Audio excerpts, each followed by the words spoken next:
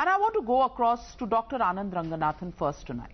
Dr. Anand Ranganathan, even though the tweet was deleted by Pankaj Punia, it's there on social media. I want to ask you, after you read that tweet, what would you say about the Janeudhari Congress Party?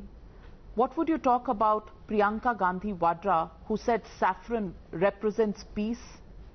And what would you say about the fact that Aditi Singh, who gave the maths that's on your screen about 50% of the buses being fraud, she was removed from her position of Mahila Congress, but no action against Pankaj Punia, who's abused an entire community and the gods this community worships.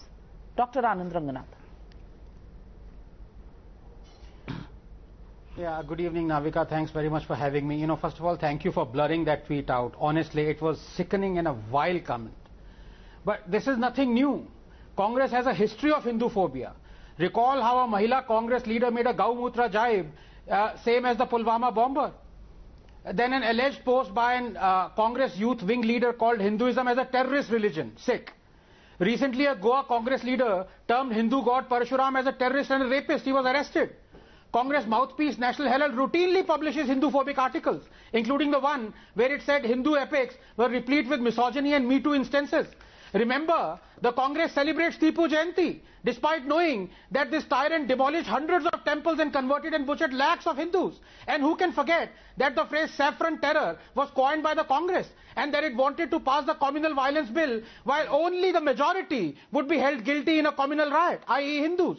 How many instances are there where the Congress has abused Islam? In fact, it demanded hanging of Kamlesh Tiwari for making a comment considered Islamophobic on the floor of the House in Uttar Pradesh. Be that as it may, please give me 30 seconds. I also want to say this, that as a free speech absolutist, I object to the FIRs being filed against Punya, citing the draconian section 295A for offending religious sensibilities.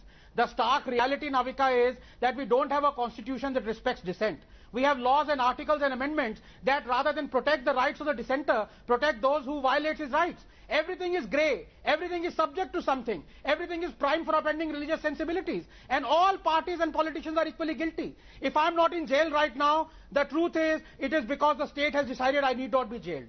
Dozens are arrested every week for offending religious sensibilities under 295A, brought in by the British, incidentally, after Mahatma Gandhi outraged against the booklet Rangila Rasool. And who stood for that booklet Rangila Rasool? Ambedkar.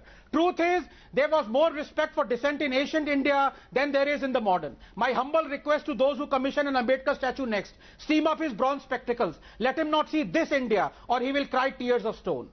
So you're okay? You're okay with Aditi Singh, who's seen in several videos, there she is with Priyanka Gandhi Vadra. She's been removed from her position because she exposed the Priyanka Gandhi Vadra narrative of 1,000 buses and her bleeding heart for the migrants.